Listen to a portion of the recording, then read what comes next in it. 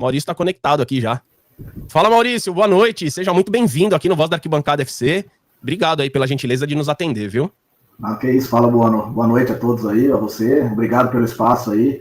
Acho que é importante aí com tudo que apareceu a gente falar. Então, eu te agradeço aí. Vambora, vamos contar tudo aí o que precisar. Boa, obrigado. Ô, Maurício, eu acho assim, ó, você virou aí o ponto central dos ataques, né? Se você pegar o que o compliance do Corinthians soltou ali, os 2 primeiros pontos eu vou tomar liberdade aqui de ignorar, tá? Porque, gente do céu, depois que inventaram o chat GPT, o que tem de gente formada é uma coisa impressionante. Mas o terceiro ponto ali foi direto, né? Não sei se eu posso falar que é um ataque, mas é uma pontuação direta à sua pessoa.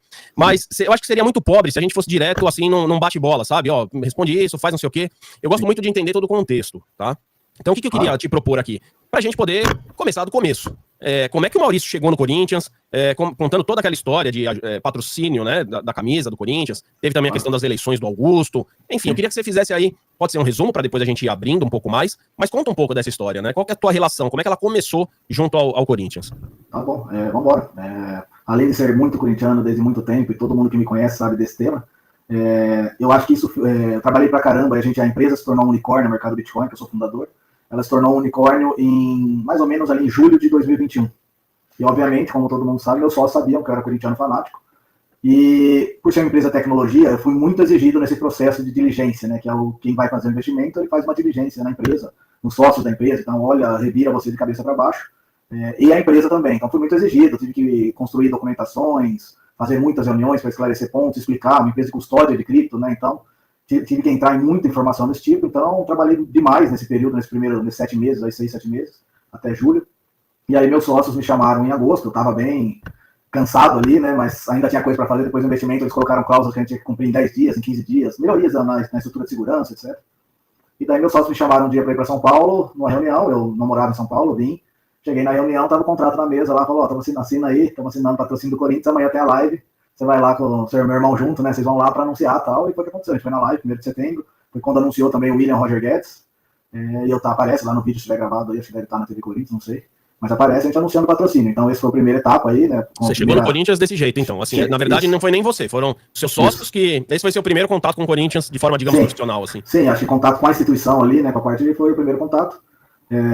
Mas assim, foi isso e acabou nesse ano, né? E o contrato que a gente fez de patrocínio foi por 1 ano e meio, então ele começava ali em 21 e até o final de 22, esse era o contrato. Meus sócios nem são corintianos, né, então foi realmente um presente pontual ali, não tinha intenção nenhuma de seguir o contrato, renovar nem nada.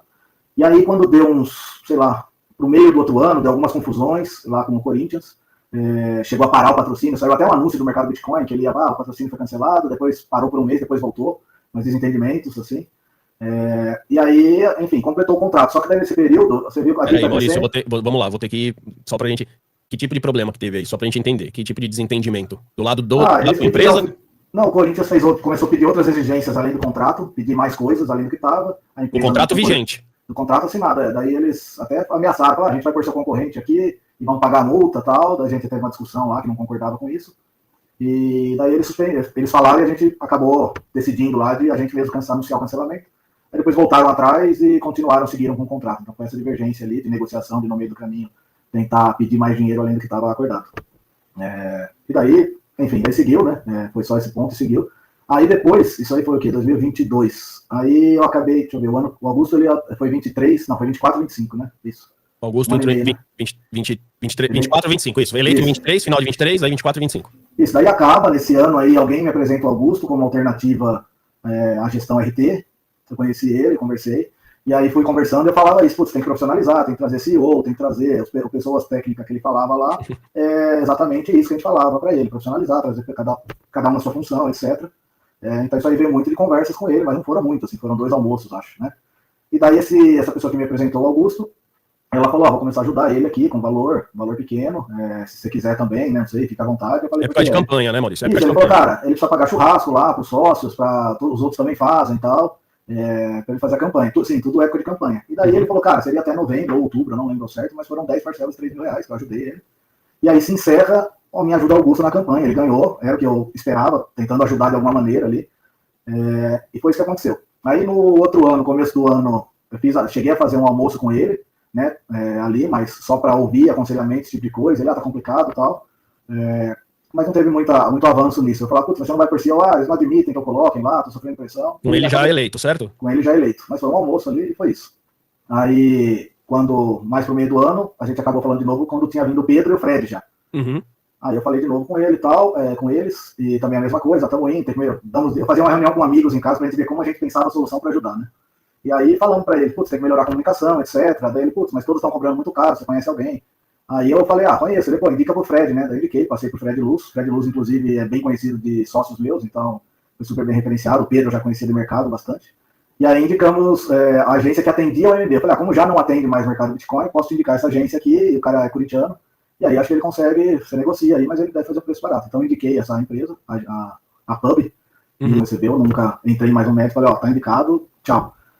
E aí o Fred me chamou, eu fui algumas vezes no Parque São Jorge até, para analisar ele fez uma RFP, Request for Proposal, ou seja, para fazer o quê? Ele fez para trocar o sistema do Corinthians, do fiel torcedor. Né? Porque ele falou, putz, aqui tá, a margem tá muito grande, eu quero trocar de contrato, né? Tal. Isso, acho que é 20%. Aí eu participei disso, fui algumas vezes no ParqueÃo Jorge, putz, pra mim é um transtorno, cara, mais de hora que eu levo pra chegar lá, mas fui algumas vezes, participei das reuniões e dei a minha opinião técnica, né, sobre o sistema, etc., que depois eu vi, quando começaram a seleção, foi totalmente ignorado, tudo que eu fui fazer lá, então foi à toa 3, 4 vezes, não sei lá, foi totalmente ignorado. E o que mais? Mas aí não era uma consultoria formal, é isso, né? Ele te chamou para pedir uma ajuda, um conselho. Isso, um aconselhamento, é isso. Não tinha nada formalizado aí, não tinha NDA, não tinha nada. Ele falou, você vai ver a empresa apresentar o sistema, não tinha a informação do Corinthians, eu tô vendo uma empresa apresentar, eu ajudar fazendo perguntas, por exemplo. Você participou da apresentação do resultado das RFPs, né? Eles mandaram as RFPs pro mercado, quando as empresas voltaram para poder fazer as apresentações, explicarem ali, você participou dessas apresentações, certo? Só da parte técnica, não recebi contrato, valores, isso eu não sei nada, só analisei a parte técnica, mas eu vi que daí foi ignorado. E aí eu comecei a me afastar de vez, assim, parei de ir lá tal, e não fiz mais nada. O Pedro, em paralelo a isso, me chamou para um comitê que ele formou com pessoas do mercado. Ele falou, putz, você tem tecnologia, corintiano, é empresário, né, acho que você pode agregar. E lá tinha pessoas, executivos da XP, do Bradesco, da TOTUS, enfim, tinham vários executivos ali da Vale, de grandes empresas, para aconselhá-lo, né. E daí apresentava algumas coisas, nada, a gente teve acho que 4 reuniões, um ficou só na resenha, outra reunião... Cara, essa galera de alto escalão e ficou na resenha, é isso? Porque às vezes não tinha muito assunto ali que poderia ser discutido no momento que o Pedro não queria trazer, ele pelo menos reunia o pessoal para trazer ali, para começar a criar conexão. Mas depois chegou a ter algumas com maior valor, né, ali, algumas que a gente opinou, por exemplo, a vaquinha da Gaviões, como que podia fazer, a gente ouviu sobre o Fundo Arena, mas era algo mais superficial, assim, não tinha grandes avanços, entendia que a dívida estava complicada e, putz, vamos com a missão para casa tentar pensar em fazer algo, assim, tentar trazer algo para ele. Acho que chegamos a pensar em fazer um banco digital, cheguei a tentar falar com alguns bancos que topassem, mas puta, não consegui avançar. Mas era isso, tentar trazer ideias mais para ele, acho que era isso mais que o Pedro buscava ali. Mas aconteceram poucas reuniões, nenhuma em 24, todas que aconteceram foram em 23. Essas 3 ou 4 reuniões, se eu não me engano, foram 3, mas é isso. Essa na verdade, deixa eu só voltar um pouquinho, Maurício, pra gente não perder. Você falou bastante do Augusto ali, né? Se eu entendi direito, assim, você chegou no Corinthians através de um patrocínio, né? Seus sócios fizeram aí, enfim, uma surpresa para você. E a partir de então, você começou a ter contato com o clube de uma forma, digamos, uma relação mais profissional, né? Uma relação... acho que foi essa relação, a primeira. Aí depois do Augusto, foi por causa desse amigo, e a gente apoiou, e ele se mostrou muito solícito, nunca me pediu nada, tá? Nada mesmo. Mas o Augusto nunca te pediu nada, é isso? Nada. Pra mim, nunca pediu nada, nem deu indício, nem nada. Mas eu também sempre me posiciono de uma maneira super séria, né? Não tenho nada aí que dê indício de que eu estou aberto a isso, né? E, enfim, aí teve essa parte do Augusto, daí eu comecei conversando com ele, acabei sendo convidado pelo Fred e depois convidado pelo Pedro. Certo. Foi isso, tá? E aí, hoje, você tem relação com o Augusto? Não tenho, não falo com ele, acho que esse ano eu não falei com ele. Tá. Acho não, né, não falei com ele esse ano.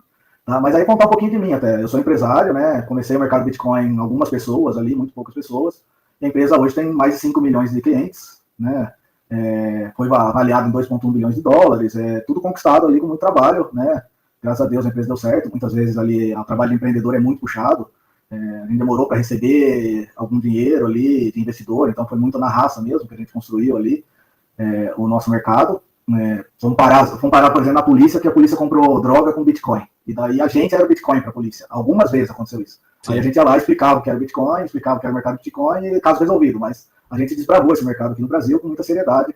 Né, com bancos fechavam as contas porque não entendiam o que era cripto, etc. E hoje os bancos vendem cripto. Então, foi uma construção grande que a gente fez. Hoje o mercado Bitcoin tem licença de banco, né? Para poder operar. Isso, e para isso ser aprovado, os sócios têm que ter reputação ilibada. Para quem não sabe, eu peguei até o dicionário aqui, reputação ilibada é não tocado, sem mancha, puro. Eu fui aprovado, então passei por lá, passei no Compliance do Banco Central, né? Passei no SoftBank, passei em vários outros.